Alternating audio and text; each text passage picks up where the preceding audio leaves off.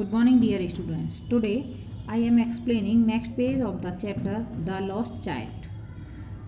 The faint discovered the child's unfilled desire had hardly been quelled in the heavy sob of breath, mother, when the pleasure of what was before him filled his eager eyes. यानी जब वो बच्चा demand करता है toys की और चीज़ों की तो उसके पेरेंट्स मना कर देते हैं, तो उसकी मदर को उसकी आंखों में थोड़ी सौरो दिखती है, सैडनेस दिखती है, तो वो उसको रिमूव करने के लिए उसको दूसरी चीज़ें दिखाती हैं। उसकी आंखों में, बच्चे की आंखों में जो टॉयज़ लेने के लिए ईगरनेस होती है कि मुझे भी मिल जाए, वो नहीं दिलवा पाते हैं, तो फिर वो क्या करती है, उसका ध्यान जो है दूसरी चीज़ों पर लगाती है। Next, they had left the dusty road on which they had walked so far. अब वो क्या करते, जो डस्टी रोड था ना, कच्चे जो मिट्टी वाला रोड होता है, उसे छोड़ के कहाँ चल देते हैं आगे, which they walk to far, it wended it very way circuitously to the north. वो नॉर्थ की साइड यानी दूसरे डायरेक्शन में चलते हैं वहाँ फेयर में पहुँचने के लिए। They had come upon a footpath in, अब वो कहाँ पर आ जाते, एक फुटपाथ पर, यानी एक वैसा ही रोड, पैदल चलने वाला एक रोड था, पक्का नहीं था, कच्चा रोड जो होता है मिट्टी वाला, उस पर ही आ जाते हैं। वहाँ से धूल वाले और ज़्यादा डस्टी रोड से निकल के दूसरी साइड, नॉर्थ साइड में आ जाते हैं। It was powering mustard field, वहाँ पर उन्हें क्या दिखाई देता, एक मस्टर्ड फील्ड, सरसों का खेत, pale like melting gold as it swept across miles and miles of even land, a river of yellow liquid light, ebbing and falling, and each fresh eddy of wild wind and staring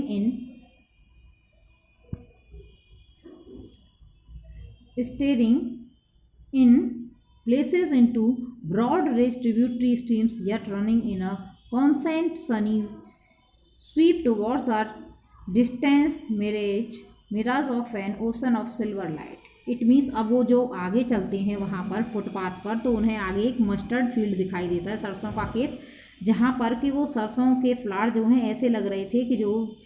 yellow colour का gold पूरा scatter बिखरा हुआ है। उससे आगे next वो चलते हैं तो उन्हें ऐसा लगता है कि जैसे ओशन किसी सिल्वर लाइट से, वो खेत जो हैं कैसे चमक रहे हैं, जैसे सिल्वर लाइट उन पर दिख रही है, गोल्डन और सिल्वर लाइट के शेड से वो खेत जो है ऐसे सरसों के खेत चमक रहे हैं और जो बच्चे को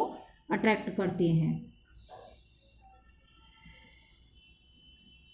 where it ended on the side stood a cluster of low mud walled houses thrown into the relief by a dense crowd of yellow robed men and women, from which arose a high pitched squeeze of whistling, cracking, squealing, roaring, humming noise sweeping across the globes of the blue-throated sky like the weird sound of Shiva's mad laughter. अब वहाँ पर चल के उन्हें क्या सुनाई देता, इतनी सारी भीड़ एक साथ मेले में जा रही थी, तो किसी के चीखने की, चिल्लाने की, बहुत सारी आवाज़ें आती हैं और बहुत शोरगुल, यानी बहुत ज़्यादा शोर होता है। ऐसा लगता है कि मैं वो हंसी के मारे बेचारा जो है हंस हंस के जो है, इतनी अच्छी जगह को देख के बच्चा तो हंस हंस के शिवाज मैड लाफ्टर की, जैसे कोई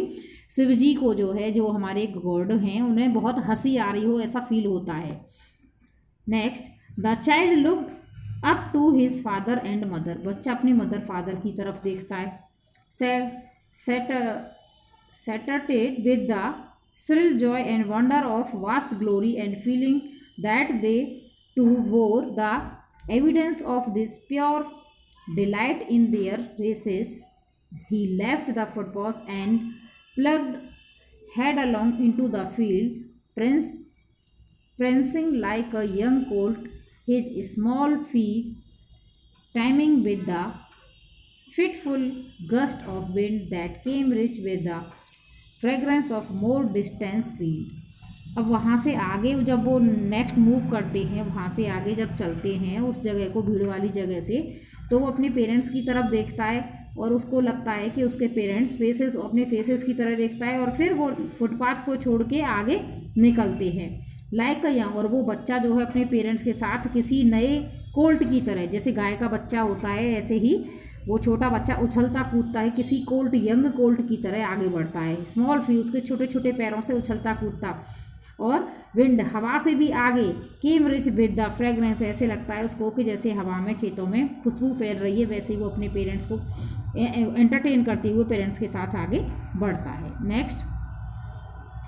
ए group of dragon flies were bustling about on their gaudy purple wings,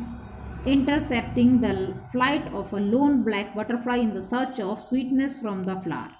अब जहाँ पर वो मस्टर्ड फील्ड थे, फुटपाथ पर जब वो आ जाते हैं तो क्या होता है, उसको एक ड्रैगन फ्लाइज बटरफ्लाइज की तरह ही होती है, थोड़ी अलग होती है, लंबे लंबे पंखों वाला एक इंसेक्ट है,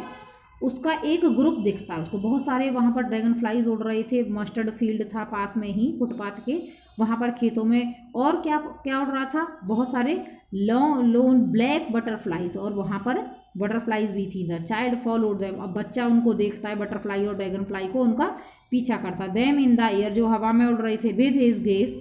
till one of them would fold its wings and rest, उनमें से एक अपना विंग्स को, बटरफ्लाई एक विंग्स को अपना फोल्ड करता है और उसी के ऊपर आके, बच्चे के ऊपर आके बैठ जाता है। And he would try to catch it, और बच्चा क्या करता है, उसको पकड़ने की ट्राई करता है बटरफ्लाई को। But it would go fluttering flapping up into the, लेकिन वो फ्लटर करके मड़मड़ाती हुई और हवा में उड़ जाती है। When he had almost caught it in the hand, जब लगभग उसे उस एक बटरफ्लाई को पकड़ने वाला ही होता है, one bold black bee having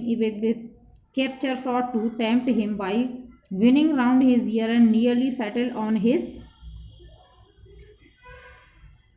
lips when his mother gave a cautionary call, come child come on the footpath। जब भी वो पकड़ने वाला होता है बटरफ्लाई को और लगभग वो उसके कान के पास भिनभिनाती हुई आवाज़ निकालती हुई उसके पास होके जाती है, वो पकड़ने के लिए ट्राई करता है, तभी उसकी मदर आवाज़ लगा देती है कि बच्चा फुटपाथ पे आ जा, खेत में से, मस्टर्ड फील्ड में से निकल के बाहर आ जा,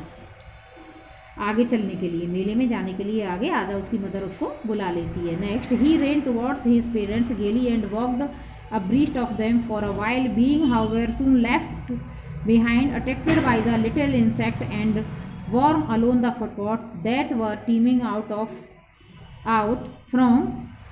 their hiding places of enjoy the sunshine। अब वो क्या करता है, अपने पेरेंट्स के हंसी हंसी आगे चल देता है, और जबकि वो सून लेफ्ट बिहाइंड, और वो सब उससे पीछे छूट जाते हैं, जो भी इंसेक्ट वगैरह थे, अट्रैक्टेड बाय द लिटिल, जो इंसेक्ट उसे अट्रैक्ट कर रहे थे, वो सब रह जाते हैं अपने पेरेंट्स के साथ, आगे फुटपाथ पर आ जाता है। That were teeming out from their hiding, और वहाँ से वो टीमिंग आउट, यानी वो जो ग्रुप में घूम रहे थे, वो चमकदार जो इंसेक्ट थे, उन्हें छोड़ के अपने पेरेंट्स का, क्योंकि वो एक ओबीडियंट चाइल्ड था, कहने पर वहाँ से आ जाता है। Come child come, his parents call home from the shade of a group, जो जहाँ पर वो एक पेड़ के नीचे बैठे थे रेस्ट करने के लिए, वहाँ से उसे आवाज़ लगाते कि आ जाओ। Where they had seated themselves on the edge of a well, क्योंकि वो वहाँ पर एक कुआं जो होता है उसके किनारे पर, एज पर बैठे थे। ही रेन टुवर्ड्स देम, और अपने पेरेंट्स की तरफ वो भागता हुआ आता है और उनके पास आ जाता है। Next, I will explain next page in next video. Okay.